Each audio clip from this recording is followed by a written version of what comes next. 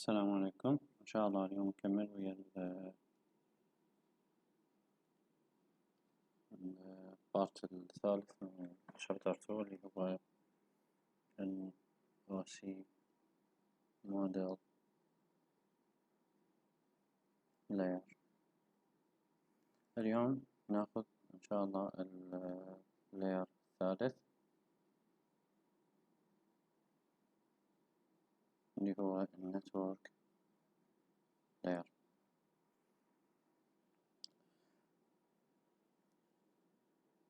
طبعا الداتا اللي راح تجي من الترانسبورت لاير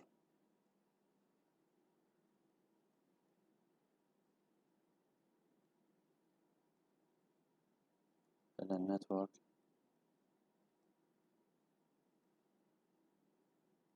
لاير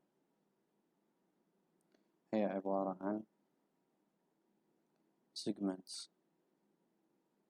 يعني قلنا segments تتكون بالنتورك لاير.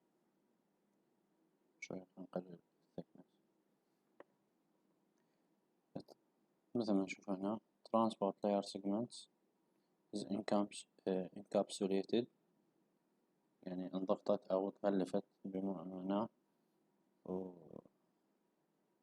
من خلال النتورك layer packet، ولذلك هذا السكشن هو راح يكون الباكيت formation. ليش؟ احنا قلنا باللاير الرابع راح تكون عندنا السيجمنتس. الداتا اللي نريد ندزها هي عبارة عن segments، data زائد destination address و source address. بالنتورك الثالث layer الثالث اللي هو النتورك layer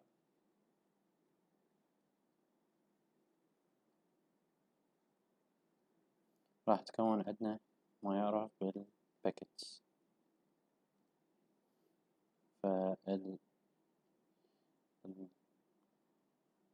السيجمنتس راح تتغلف أو راح تكون عبارة عن أو الأوتبوت مال النتورك الثالث النتورك لاير اللي هو اللاير الثالث راح تكون هي السيجمنتس. النتورك لاير راح يضيف logical addressing information اللي هو ما يعرف بال IP address. ال IP address للsource وال destination، مختصر الsource وال destination، مصدر وال target أو الهدف مالتنا. واحدة من الفانكشنز المهمة جدا اللي يقوم بها النتورك لاير اللي هي الراوتينج. يحسب الباث بين نقطة A ونقطة B ويشيك إذا يعني على نفس النتورك أو another network.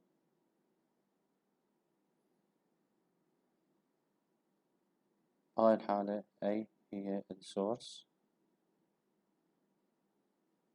و B هي الديستنيشن.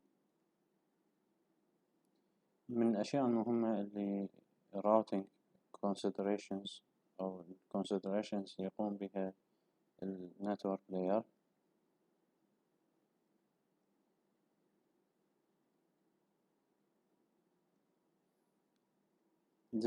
delivery priorities. إنه هاي داتا أكو يا داتا تكون أهم وتكون لها priority أعلى بالنتورك. network congestion، كلمة congestion هو اختناق أو ازدحام، فوين يحسب إنه وين أكو ترافيك عالي بالنتورك، وإذا أكو روت أو باث أو مسار نقدر نوصل له وما بي network congestion أو traffic congestion أو high traffic راح يختار المسار الثاني. الشغلة الثالثة طبعا هاي أول شغلة يهتم بيها. هاي ثاني شغلة شوي نغير السلايد.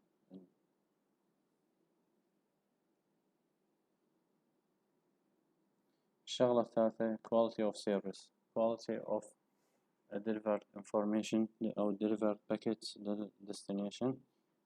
الشغلة الرابعة cost of alternatives routes. احنا قلنا إذا يشوف مثلا هنا اكو congestion في مكان محدد راح يختار alternative routes اللي هي المسارات البديلة اللي يقدر يستخدمها على مود يوصل للتارجت مالته. أهم بروتوكول بالنسبة للنتورك لاير اللي هو الاي بي، الانترنت بروتوكول، واللي احنا دائما نستخدمه مصطلح الاي بي ادرس. طبعا راح نجي عليه ان شاء الله بالشابتر الجاي. الاي بي ادرس هو لوجيكال ادرس، مثلا من الاي بيز اللي دائما مستخدمة 20.1، هذا هو اي بي ادرس فالجهاز محدد. اكو فانكشن اخرى يقوم بها النتورك لاير، الفراجمنتيشن شنو الفكرة مالتها؟ انه الاي بي بروتوكول يقسم الانفورميشن اللي جاية من ترانسبورت لاير، يعني السيجمنتس اللي جاية، لان هي الانفورميشن او الداتا اللي جت من ترانسبورت لاير هي سيجمنتس واستقبلها النتورك لاير، يقسمها into smaller packets. بس عموما احنا نقدر نتفادى شغلة الفراجمنتيشن اذا من خلال already يعني الترانسبورت لاير قسم السيجمنتس مالته، او اخذ بنظر الاعتبار انه الماكسيمم سايز سيجمنت يكون الترانسفير مالته efficient، نقدر انه على هذا السيجمنت سايز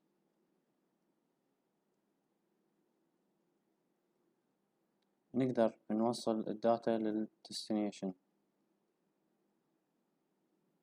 بدون ما اي ضياعات، فما نحتاج لفراجمنتيشن. اذن هسه احنا بالنتورك لاير بالترانسبورت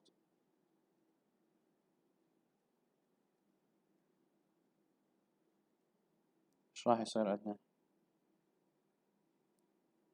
segmentation.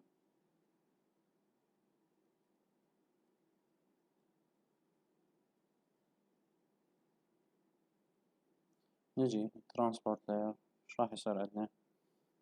هاي الداتا راح تصير encapsulated form اسمها packets، اللي هي راح تتكون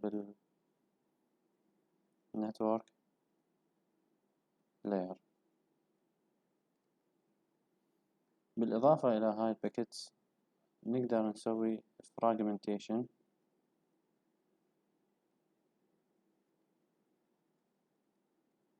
إذا النتورك لاير شاف إنه السايز الماكسيموم سايز مال السيجمنتس اللي جاية راح يسبب داتا لوز بالترانسميشن، أو بناء على الراوتينج انفورميشن اللي عنده يقدر يسوي fragmentation للباكيتس.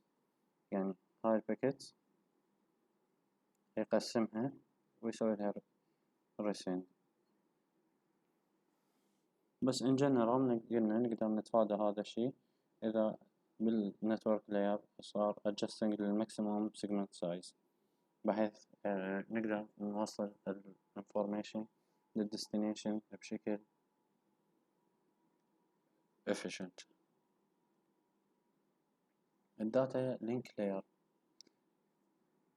الفانكشن مالته يقسم الداتا اللي يستلمها. طبعا هو استلمها من من النتورك لاير عن طريق اللي هي باكيتس وليس segments. وصلت وين؟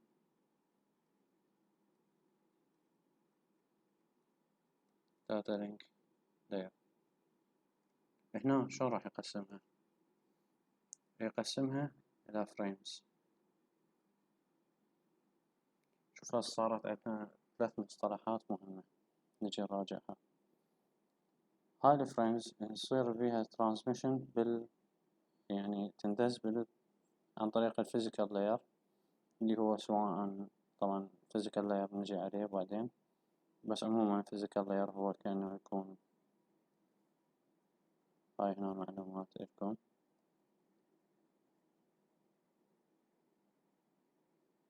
يا اما حيكون كيبل لان كيبل او ايثر كيبل او فايبر اوبتيك كيبل او سوري ار اف كيبل او راح تكون عن طريق الوايرلس. نرجع هسه لموضوعنا. الفيزيكال لاير راح ينطي ادرس محدد للفريم اللي هو الميديوم اكسس كنترول الماك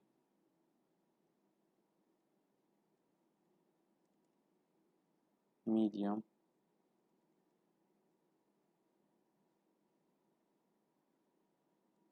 access control.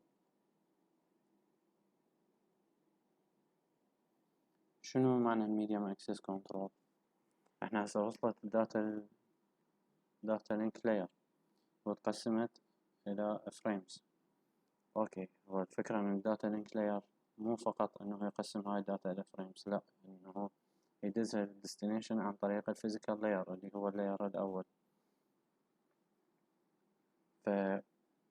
فمسؤولية الداتا لينك لاير يشيك هل انه يشيك ال availability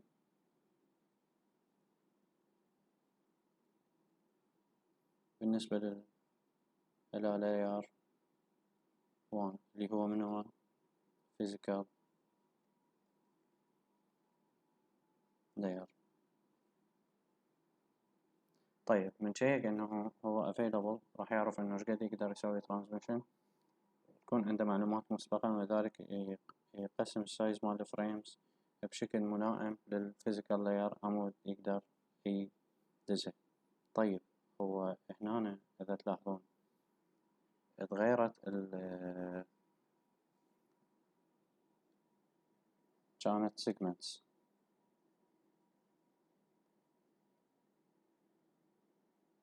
وين layer number 4 layer number 3 صارت packets.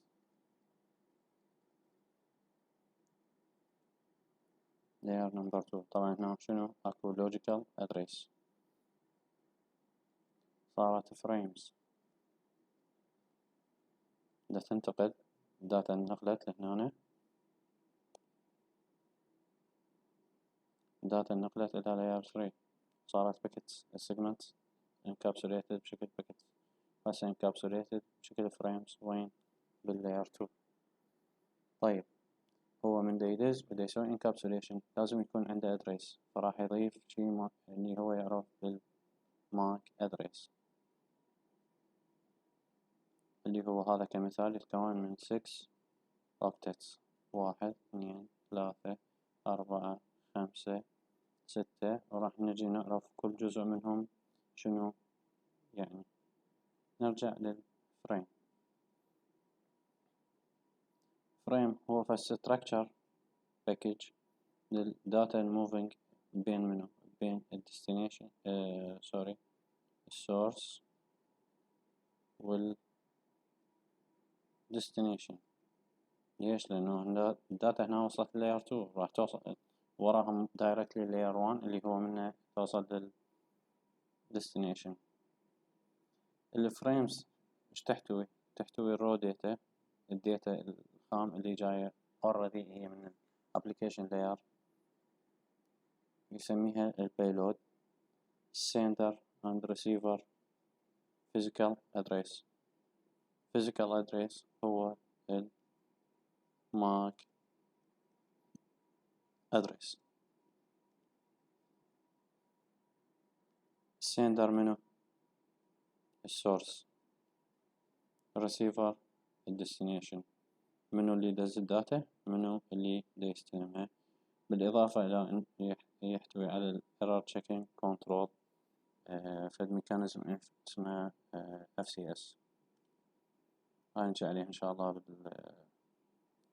أو أيضا أكو فد ميكانيك اسمها CRC Cyclic Redundancy Check. ليش نستخدم هذا ال error checking؟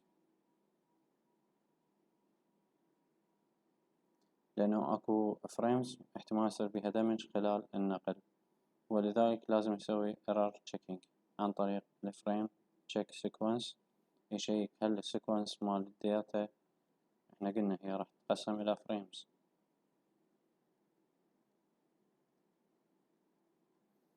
هل السيكونس مالتها اللي وصل بالرسيفر صح؟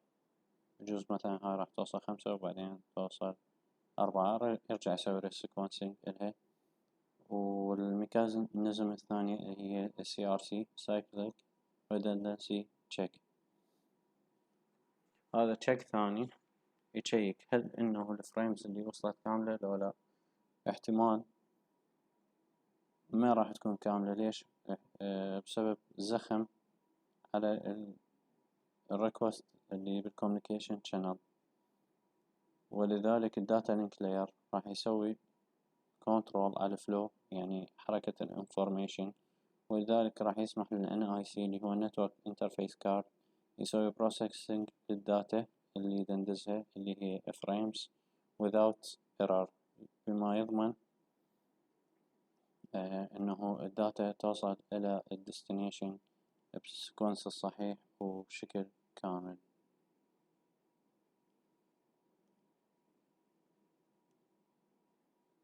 الداتا لينك لاير ينقسم إلى منطقتين، المنطقة الأولى هي اللوجيكال لينك كنترولر اللي هو سب لاير، ما نقول عليه لاير لأنه هو already هم من ضمن اللاير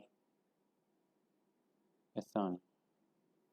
فاللاير الثاني راح ينقسم إلى 2 sub layers، اللوجيكال لينك كنترولر اللي هو راح يكون انترفيس ما بين الفيزيكال لاير والupper layers such as network layer transport layer، وراح يسوي فلو على كنترول على الفلو مال الانفورميشن للفيزيكال لاير.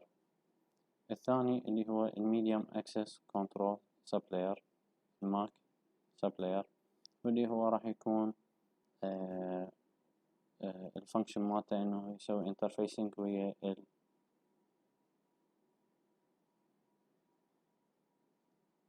الصورة، يعني المين تارجت مالته او المين فانكشن مالته انترفيسنج with layer 1 اللي هو منو قلنا physical layer. احنا قلنا الماك لاير يتكون من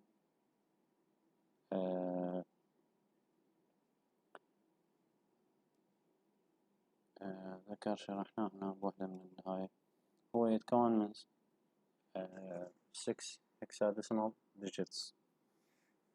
6 hexadecimal digits معناته هي 12 digit، ولذلك نلاحظ هنا أو 12 كاركتر.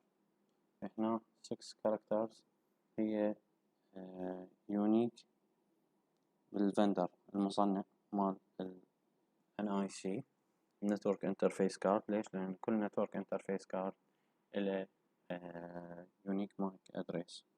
والستة الثانية راح تكون تنضاف بالفندر، يعني داخل الفاكتوري اللي يتصنع به ال NIC، تكون يونيك لهذا الكومبوننت نفسه أو هذا ال NIC نفسه أو هذا الكارت نفسه. شوف هنا لاحظ usual depicted in hexadecimal formats. نجي هنا نشرحها. هسه هذا الماك ادريس 1 2 3 4 5 6 7 8 9 10 11 12. تمام. أول 6 characters هي البلوك ID.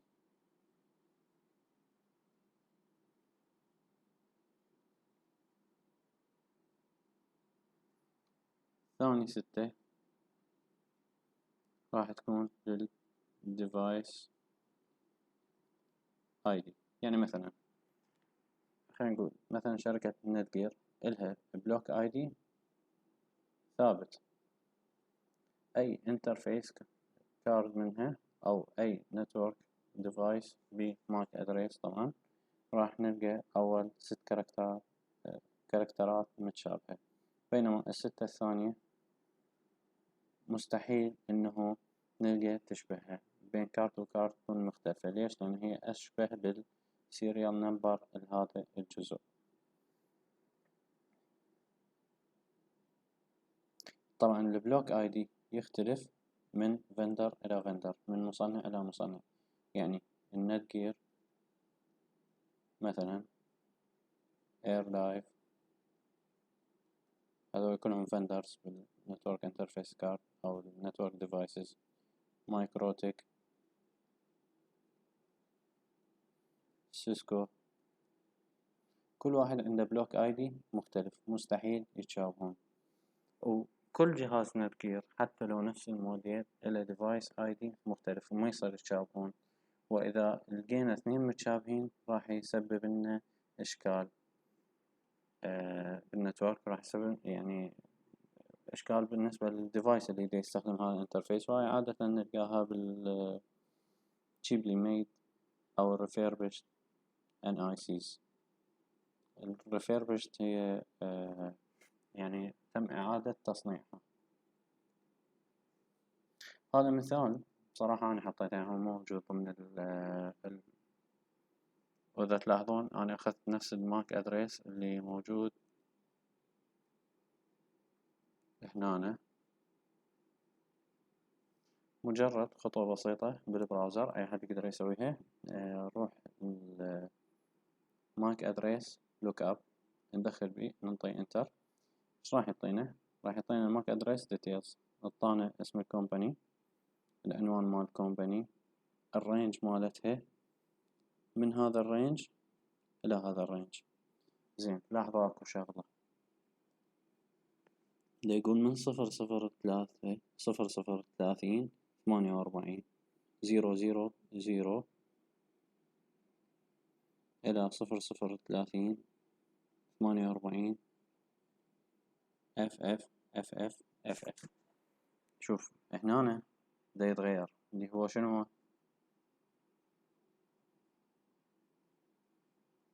الديفايس اي دي. لكن شنو اللي عندنا بقى ثابت؟ هذا وهذا اللي هو شنو؟ البلوك اي دي. ليش؟ لأنه هي شركة واحدة، فالبلوك اي دي هذا أو هذا هو يعرف الشركة. بلوك اي دي يعرف الشركة المصنعة اللي هي سوبر مايكرو كمبيوتر انستراكشن، وهذا الجزء يعرف الديفايس اي دي.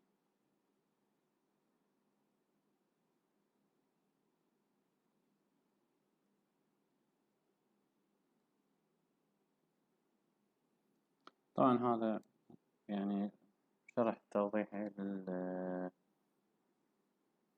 للداتا لينك لاير سب لايرز، اللي هو اللاير الأول لوجيكال لينك كنترولر سب لاير.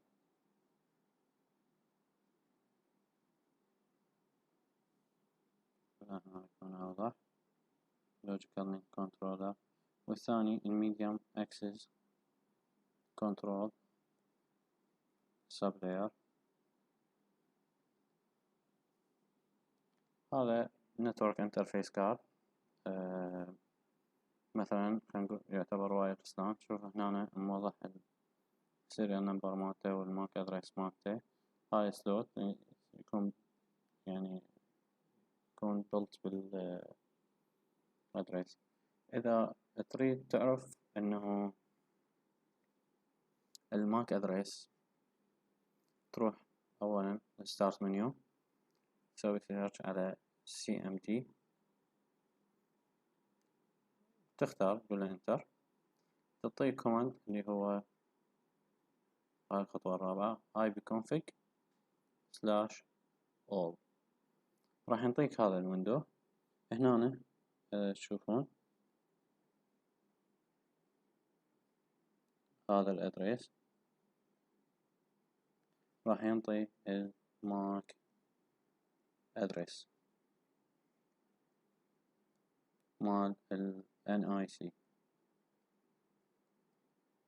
هنا إذا تلاحظون 192.168.1.20 1.202 سوري، ننطي الاي بي ادريس. اذا الماك ادريس هو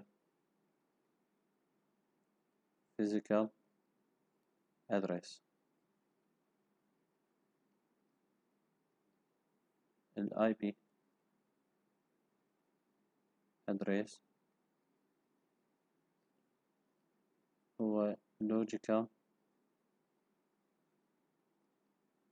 address. زين، شنو physical شنو logical؟ احنا ما نستخدمه. physical هذا ادريس المصنع او السبلاير عطه، المصنع الفندر او المانيفاكتشر، ما اقدر اني اجي غيره. اكو سوفت وير تغيرها، بس احنا كستاندرد يعتبر بالنسبه لنا ما يتغير. الاي بي ادريس لا، هو النتورك ادمنستريتور او الديزاينر مال النتورك هو يحدد الرينج مال الاي بيات او الاي بي اللي لكل جهاز، ولذلك نسميه لوجيكال ادريس، لانه هو قابل للتغيير حسب النتورك ريكوايرمنت مالتنا. نجي الفيزيكال لاير، الفانكشنز مالته accepting الفريمز from data link layer 2. طبعا هذا هو layer 1 اللي قلنا هو يا اما cable or wireless.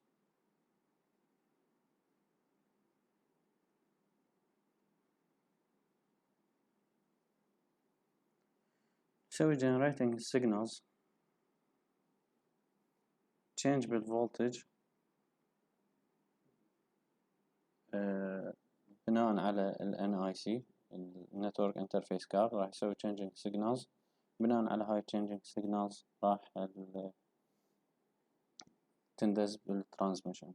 مثلا نجي كبر ترانسميشن medium اللي هو منه local area network cable. احنا قلنا changing signals او generate signals as change، يعني اكو تغيير بالسيجنال. اذا السيجنال تولدت عبارة عن فولتية، فاذا احنا transmission مالتنا local area network. اما اذا السيجنال تولدت عبارة عن light pulses، pulse مال light ضوء، احنا transmission medium مالتنا ايش راح يكون؟ fiber optic signal. اما اذا السيجنال تولدت عبارة عن electromagnetic waves، الترانسميشن ميديا مالتنا راح يكون وايرلس.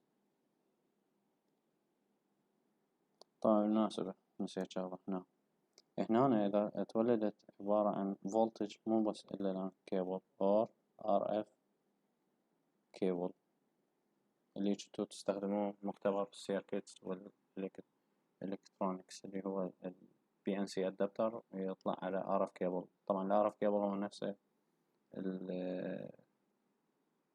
الكيبل اللي مستخدم بالساتلايت أو الرسيفر.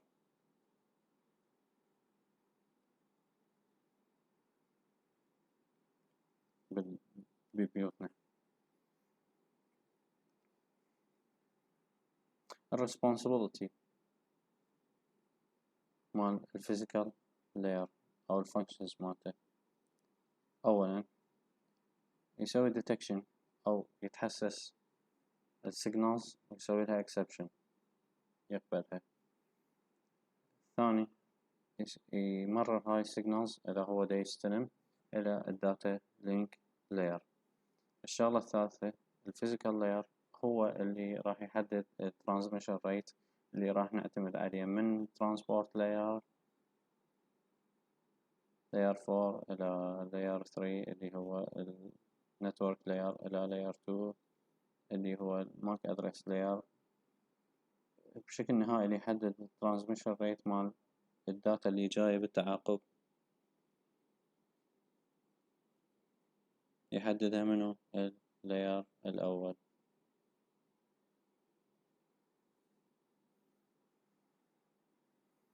الديفايسز النتورك ديفايسز اللي تشتغل physical layer هي الهابس والريبيترز. زين، شنو النتورك ديفايسز اللي تشتغل باللاير الثاني؟ هاي كمعلومة لكم. switches.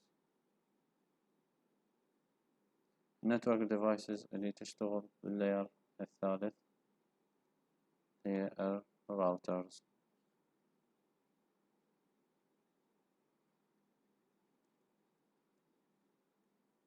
هاي كمعلومة لكم دائما تصيرون انتو كناس مطلع على النتوركس لازم يكون عندكم معرفة شنو الفرق بين راوترز، switches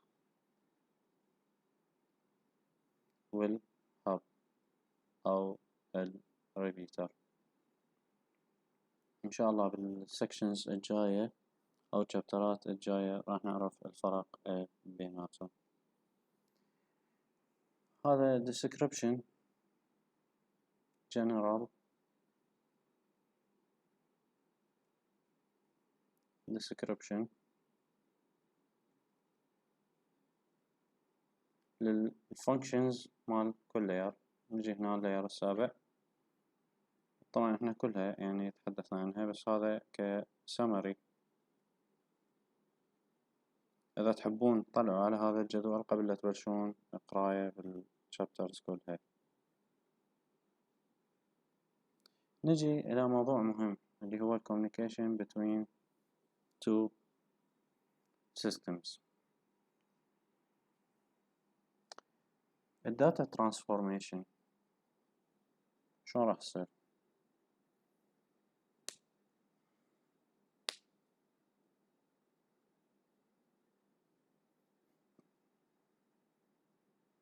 original software application data تختلف عن الداتا اللي اندزت على NIC. زين، original software data أو original software application أو software application data هاي شنو تعني؟ تعني الداتا اللي بلاير 7 اللي بالابليكيشن لاير. طيب، والداتا اللي اندزت يقول تختلف عن الداتا اللي تندز على ال NIC. هاي يقصد الداتا اللي اندزت باللاير الأول. ليش دا تختلف؟ ليش؟ لأنه احنا باللاير الرابع صار عندنا segments تولدت باللاير الرابع. طيب، باللاير الثالث هاي السيجمنتس صار لها encapsulation أو تغلفت صورة يعني هم تكون أقرب لكم بالباكتس. وين؟ هاي باللاير الثالث. طيب، احنا هسه هنا عندنا segments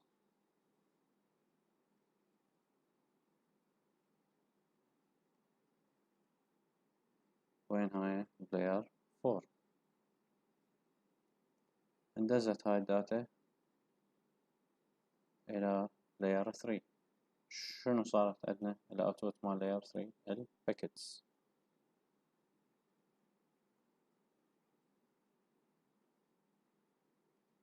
طيب، وين دزت هاي الداتا؟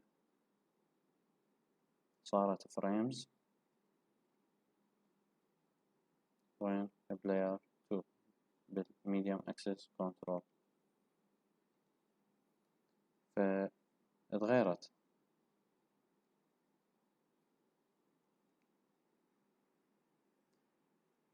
فهي الداتا وصلت إلى حد ترانسبورت لاير أو الأوتبوت مال ترانسبورت لاير هو سيجمنت، وراها صارت باكيتس، وراها صارت فريمز. فإذا الداتا اللي اندزت بالأوريجينال سوفت وير أبليكيشن هي مو نفس الداتا اللي اندزت هنا. ليش؟ هنا طلعت من خلينا نقول هي طبعا بالسيستمز الحديثة ماكو داعي للسيشن لاير هي موجودة، بس maintaining أهم شي تكون يعني للابليكيشن مال الفيديو كونفرنس والفويس كول. مرات دايركت اكو بروسيس يعبر ويروح دايركت الى ترانسبورت لاير. فهنا طلعت هي عبارة عن نقول segments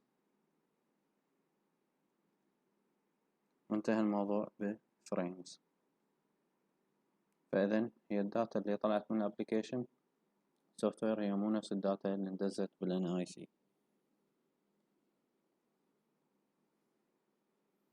كلمة encapsulation كررت هواية، قلنا هي أشبه بالتغليف، خلنا نجي شوية نوضح لكم إياها. encapsulation يصير بكل لاير. ليش؟ الداتا استلمناها خلينا نقول من لاير 7 مرت بلاير 6 زائد لاير 5 وصلت إلى لاير 4. الأوتبوت طلع segments. شكل الداتا اختلف عن شكل الداتا اللي هنا، فشنو صار؟ encapsulation. طيب طلعت من layer 2 من layer 4 إلى layer 3 طلعت packets. سوينا encapsulation للسيجمنتس. طبعا layer 3 ما يعرف شنو الداتا اللي جايته، سوري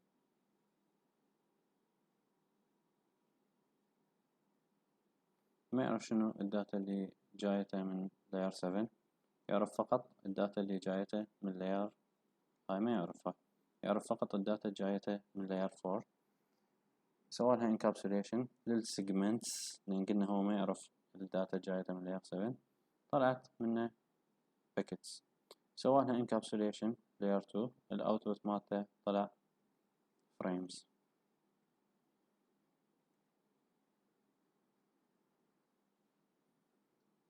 نقطة مهمة allows interpretation يترجمها إلى، يعني يسمح ترجمة هاي الداتا بالنسبة للنتورك الأقل أو اللور نتورك الأوطأ منه. يعني segments ترجمت إلى باكيتس وين بالنتورك اللي جوا، ترجمت إلى frames بالنتورك اللي جوا. هذا الجراف يشرح لكم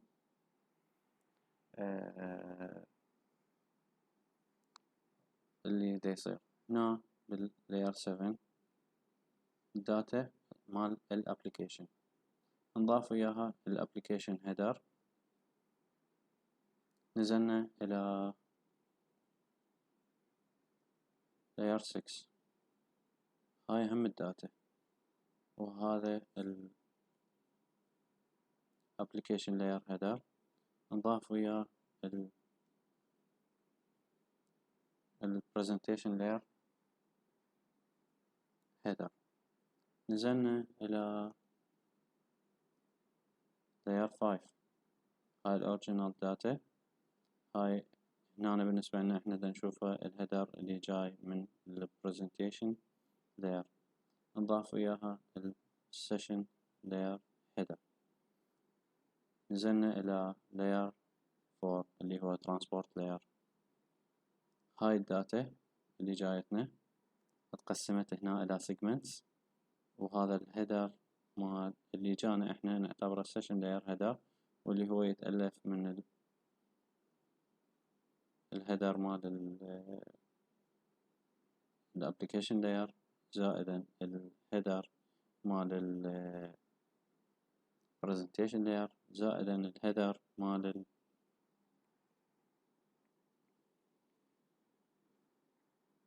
السيشن لاير. زين هنا أنا شو نضاف له؟ نضاف له هيدر مال الترانسبورت لاير. هاي كلها ككل خلينا بالأحمر ناخذها، هاي ككل شو اعتبرها؟ اعتبرها TCP segment. زين اجينا layer 3 النتورك layer، هاي data segment زائدا هاي TCP segment اللي قلنا هي already header مال layer 7 زائدا header مال layer 6 زائدا header مال layer 5 زائدا header مال layer 4 زائدا header سوري مال layer 4 زائدا هنا نضاف النتورك layer header اللي هو هذا network layer header. اوكي نزلت الداتا، هاي الداتا segment، هذا كله الاوتبوت شنو يعتبر باكيت. وياها الهيدرز مال اللايرز الفوقها زائدا داتا لينك لاير. الاوتبوت شنو صار؟ هذا كله صار فريم. فهاي طريقة الانتقال بين اللايرز. وطبعا هاي من السندر اللي هو منو السورس. هاي from layer sorry الداتا تمشي from layer 7 to 1 layer 1 اللي هو الفيزيكال layer اللي يسويها transmission. طيب هسه احنا إذا بالمقلوبي استلمنا الداتا بالفيزيكال layer وصلت physical layer قلنا هو كيبل. مثلا عندنا ندز داتا بين حاسبتين استلمنا هنا راح يكون هذا كله الهيدر يسوي له extraction يفسخه لهنا اللي هو الداتا لينك لاير ويصعدها للنتورك لاير. ايضا النتورك لاير يسوي extraction لللاير مالته للانفورميشن اللي تخصه ويصعدها للداتا. طبعا وهنا الداتا بالنسبة له هي TCP segment ككل ولذلك يعرف يسوي extraction يعني استخلاص. صعدها لللاير الرابع. ايش راح يسوي؟ هنا هي بالنسبة له هنا هي بالنسبة له باكيت. هنا بالنسبة له هي segment. أيضا سوي extraction للترانسبورت لاير وقدر يصعدها لللاير الخامس وهكذا على وصلت لللاير السابع. فإذا بالرسيفر هذا الاتجاه مال الحركة راح يكون from بالنسبة للرسيفر اللي هو من هو الديستنيشن from حركة الداتا راح تكون from layer 1 to layer 7 يعني الأوبوزيت مال السندر. ليش؟ لأن السندر راح تكون حركة الداتا ب from layer 7 to layer 1 بينما layer 1 استلمها من physical layer صعدها الداتا لينك layer وراح يصعدها للنتورك layer وراها transport layer وراها session layer وراها presentation layer وراها final application layer.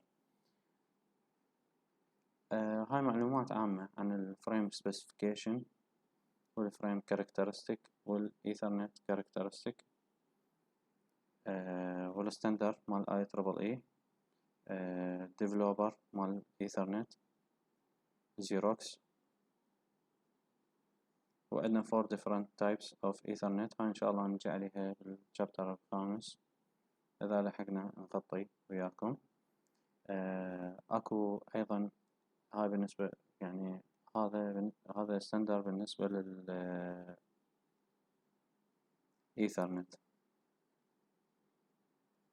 ليش؟ لأن وأكو بعد ستاندردز بالنسبة للأوبتيكال كيبل طبعا. وهنا يعني هاي جنرال ستاندردز اللي هو IEEE 802 بروجكت اللي هو يحوي الستاندردز مال كل الوايرلس ترانسميشن الميديوم اوف ترانسميشن الفريمز والكونكتيفيتي والنتوركينج ميديا والايرور تشيكينج والانكريبشن والإيميرجينج توبولوجيز. الستاندرد اللي يعنى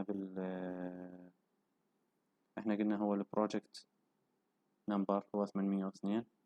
البروجكت اللي يعنى بالإيثرنت هو 802.3. الدوت 3 هي سب جروب اختصاصها الإيثرنت. وبالنسبة للوايرلس 802.11 الدوت 11 هي أيضا سب جروب تعنى بالوايرلس. شكرا. وهسه كملنا الشابتر الرابع وجدا من البارت الثالث من الشابتر الثاني.